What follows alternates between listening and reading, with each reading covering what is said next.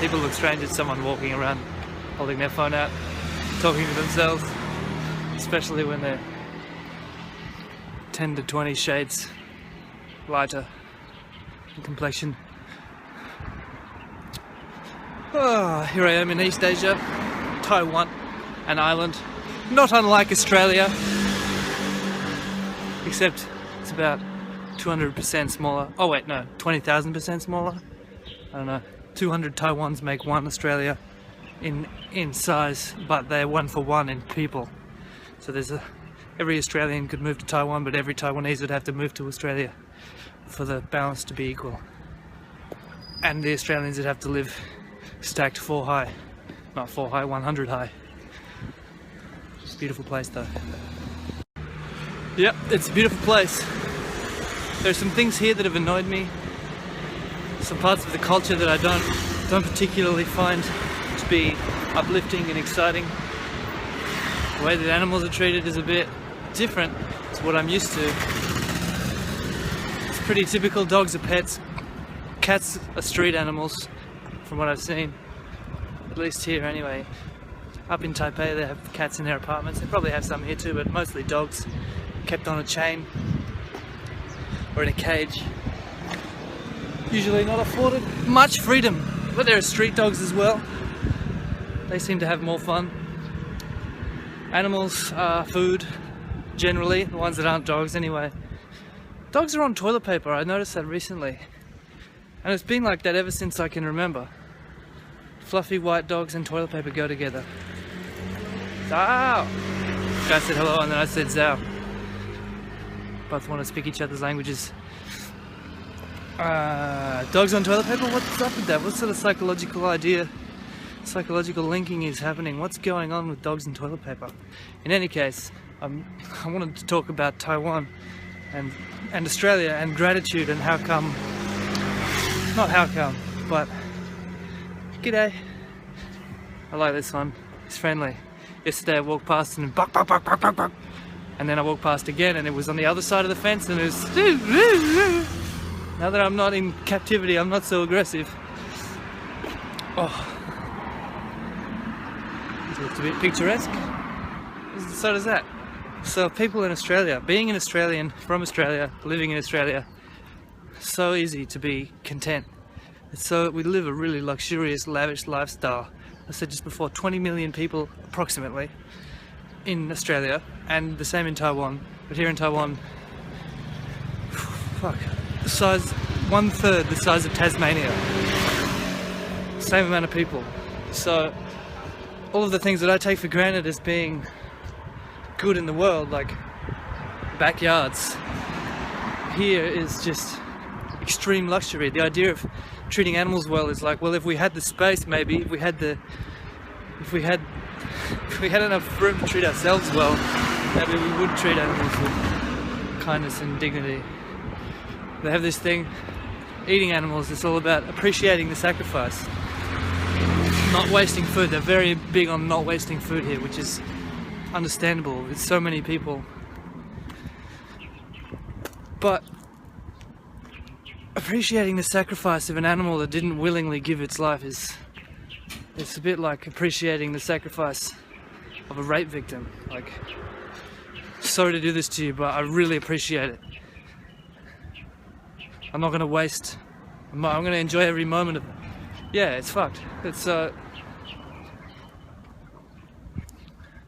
don't know, maybe it's because I've enjoyed watching animals be animals, like myself being, fuck, I could just talk nonsense forever, maybe. I've never tried to talk forever, but if I did, I'd die eventually, before I reached forever. What I wanted to say is that I'm grateful for this experience. It's broadening my understanding and giving me more appreciation for the things that I've taken for granted in Australia. The environment that has contributed to my understanding of the world. The society that I have condemned has produced quite a likable person. Man, it's a beautiful morning this morning. Good morning. Shout outs to Glucose Network and Abdullah at the Glucose Network. What do you want, man? Fuck you, man! If you haven't seen his videos, you should check them out. Never fails to get me inspired and excited to get shit done.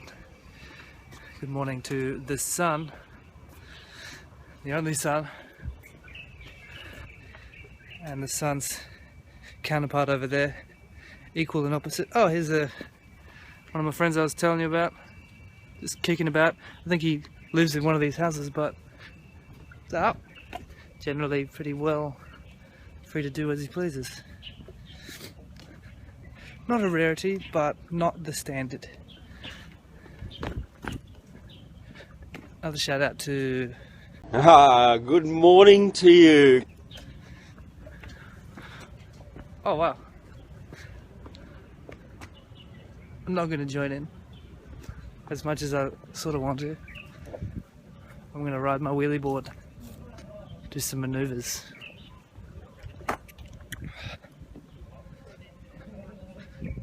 Somebody's laughing at me, but probably just my neurosis,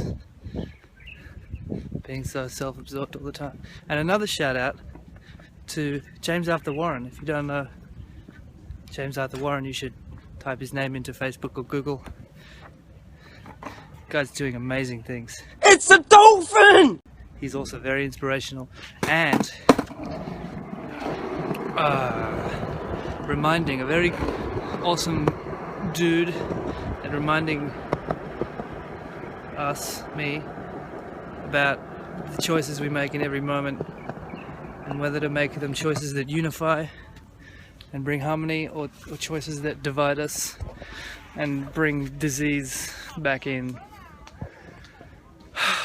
I like this park. Something I miss about Australia is the wide open spaces and the green grass and shit. The grass in Australia you can lie down and roll around and feel alright. Here it's a bit like, it's fine, I'm just being a pussy, but something wrong with a pussy. Just being nationalist, I guess. It's a bit dirty. There's rubbish everywhere.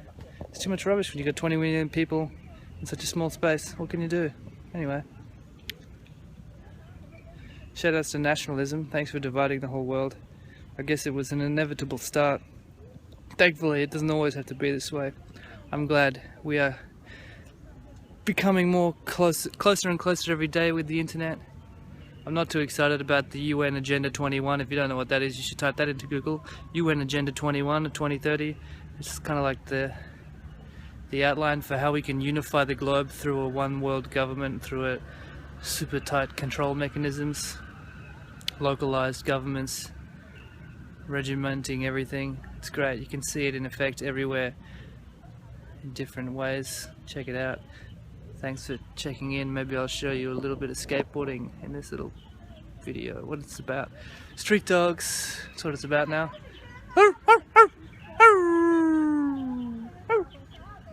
He don't give a fuck. He's free as fuck. He's like, I don't have to talk to you, mate. I'm off.